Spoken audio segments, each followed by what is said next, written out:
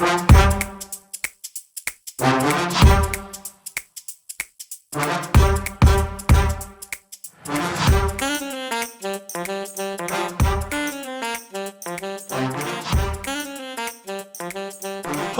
I'm Mike Maloney, and welcome to another CSRM podcast. Our mission is to equip and empower local churches to reach those far from Jesus through sports, recreation, and fitness outreach ministry. Today's episode is being hosted by Vicki Bayler. Welcome to our CSRM podcast. My name is Vicki Bayler. I'm the Executive Director of CSRM. I'm here today with Greg Linville.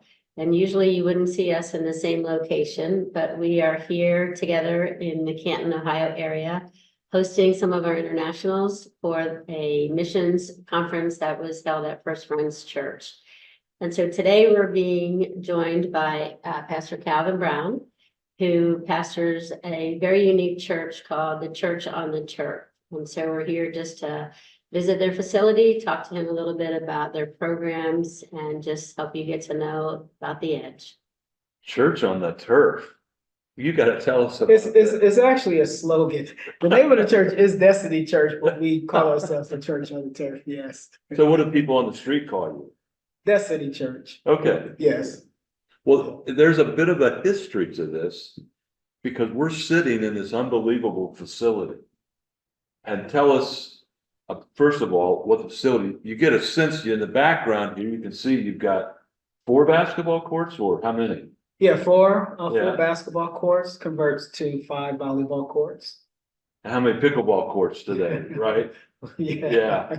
And then on the other side is a whole nother area. Yeah, on the other side is a 50-yard turf field that's about 50 yards long, 35 yards wide, and about a 4,000 square foot sports performance area. And the field is lined for soccer, football, lacrosse, and we can do baseball and softball, batting cages and the like. So is this an athletic facility? Is this a church? Yeah, so it is a church cleverly disguised as an athletic facility. Tell us how you got here. Yeah, so I'll start a little bit before the beginning of this. Destiny Church was a church plant back in 2004. And for about 12 years, we met at the middle school here in Twinsburg. Okay. And we purchased some land along the way. And we kind of reached a crossroads because it was time for us to literally try to put a shovel in the ground and make a commitment to a building.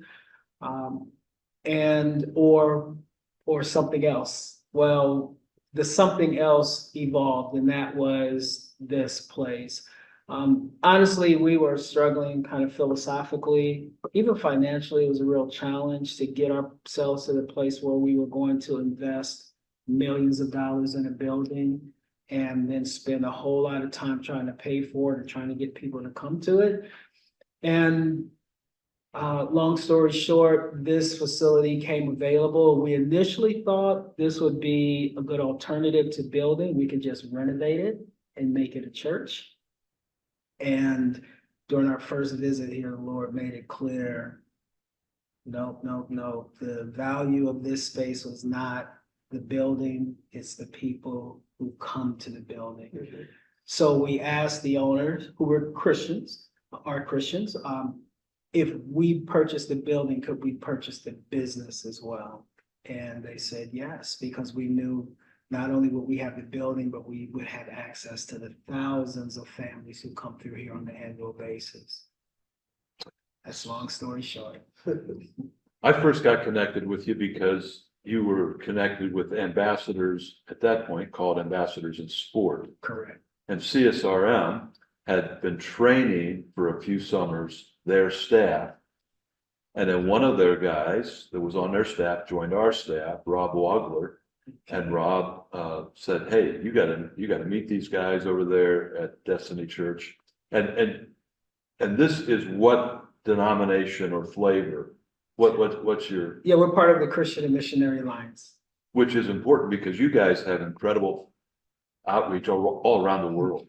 Missionary is our middle name. That's right. Literally. That's right. And so we got those connections, and then just to see your vision come about here and the fulfillment of that is really exciting. So tell us, like, what's a typical week here? Give us, like, go from the Lord's Day to a Saturday, and what goes on here? Yeah, so I'll give you this phrase because I think it helps capture what we're trying to do. It's intersecting culture by redeeming secular space. Say that again a little louder. Yep, intersecting culture Yeah. by redeeming secular space. Uh-huh. So on Sunday, we have if you could do one of those sort of speed kind of cameras where you time lapse or what have you, you'd see workers coming in, really our congregation or some from our congregation coming in, and we set up the screen and we set up the chairs, we set up the sound system, and all of a sudden this field becomes a Church on the worship turf. space and church on the turf, right? And then you'll see people moseying in, and then we'll have worship service. The kids will come up to the cafe area, which is where we are now, and our teams will go over into the conference room, which is over to our left. And then we'd have our hospitality team up here with coffee and treats and what have you. So after service, people will make their way up here, hang out sometimes for an hour or two. Then they'll break it all down and push it back to the side. And probably around 12:30 or 1 o'clock, we have our first groups coming in to utilize either the turf or the courts. Some of the programming is our programming that we design. Some of it is rented space to other organizations. And then Monday through Friday, probably from 8 or 9 in the morning until 4 o'clock, it's pretty quiet. You can almost hear a pin drop most times. But come 4 o'clock, again, the kids, they're getting out of school, families are coming in, balls are bouncing, flying, weights are clinging. Parents are hanging out up in this space or along the sidelines, and we just intentionally seek to engage them, get to know names and where they're from, what school, what sport. It's a lot of it is very organic and just relationship building. Because sports, most kids can give 100%, attendance, right?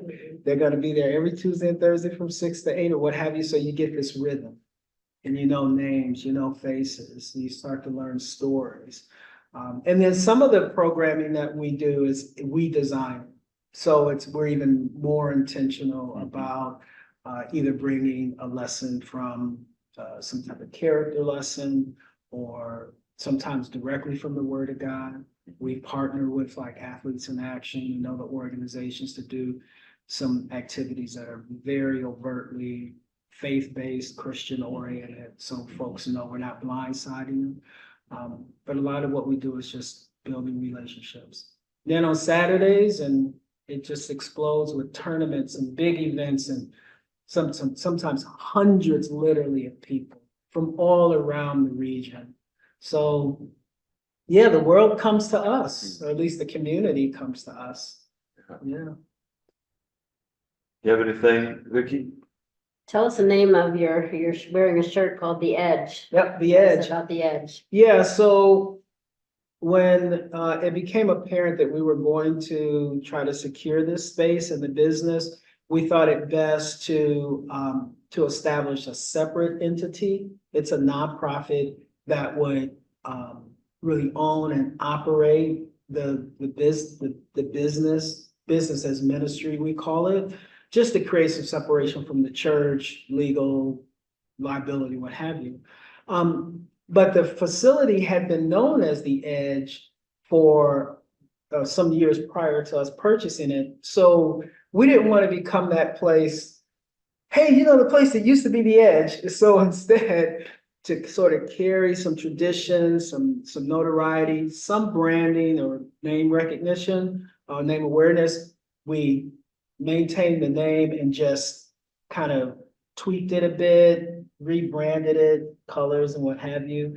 So yeah, that's what we're called The Edge.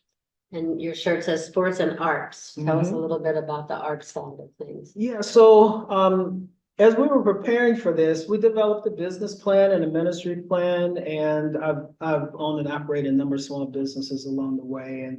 And so I understand the value of really researching, understanding the community before you present an offering. And we found that probably in the neighborhood of 80% of kids are involved in either sports or arts. So we said, okay, the ones we don't catch with sports, we're going to catch them with arts. And there's such a dance between sports and arts. I mean, come on, go to a LA Lakers game or watch on TV, you know, Kansas City Chiefs, right? You know, there's Taylor Swift, but there's Kansas City Chiefs, right?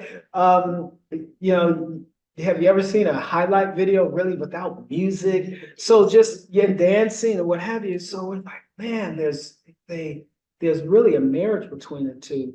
Let's do both. So we do our summer programming is really sharp with arts, and we've got a camp that we do multiple weeks. It sells out. We've recently launched the Saturday Arts program, just started this past Saturday. Good participation in that. So yeah, so again, this whole idea is just trying to capture where people are. And if you're a family, particularly with kids of a certain age, this is the kind of place you're going to spend. You're going to spend time, and you're going to spend a lot of time. You've really invested in the fact that you researched your community to see what they enjoy, what the families are doing, rather than just providing the service and hoping that somebody has that need. So I think that's really a valuable lesson learned. Thank you. Thank you. So I know that one of the things that we want to talk about is kind of not only your academy, but a residency program and internships. Mhm. But before we get into that, we'll probably get into our next segment, because we do these for 20 minutes, so people on their way to work can listen, or Okay. the whatever. But to help us understand a little bit, how are you structured in terms of your staff and your leadership? Because I know there's a lot of people who are going to be watching or listening to this, and they're going to say, I'm really intrigued. Yeah. There's something there that I want to really try to find. And so one of the things that we found in CSRM is that when you bring a sports person onto a traditional church staff, there's some staff dynamics that you have to figure out. Mhm. You've got that to the max, don't you? So how are you structured? Yeah, so I have to start with the church. So Destiny Church is a elder-led, we call it shared leadership. We have 3 co-pastors. Okay. Right there is an interesting way to go. It is, yeah. Yeah, it is. And that in itself It's Trinity. it really is. So my doctoral dissertation was written on the topic. I could speak for a while on it. I believe it is biblical. It is effective. I can say personally, it has extended my years in ministry, to be able to share the load, to be able to really operate in my area of gifting and passion, and allow the others to do the same. And it's polycentric kind of leadership, many points of leadership.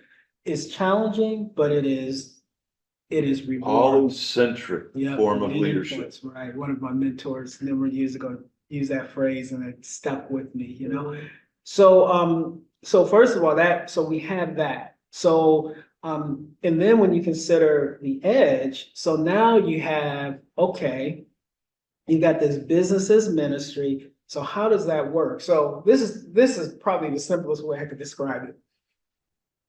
Every space in this building is multi-purpose, right? It could be a cafe today, it could be the children's church tomorrow, it could be Art studio. right? It could be just about anything. Our staff is kind of the same way, right? Okay. So I wear one hat as a co-pastor at the church, and then, well, today I'm sitting here as the executive director of the Edge Sports and Arts Academy.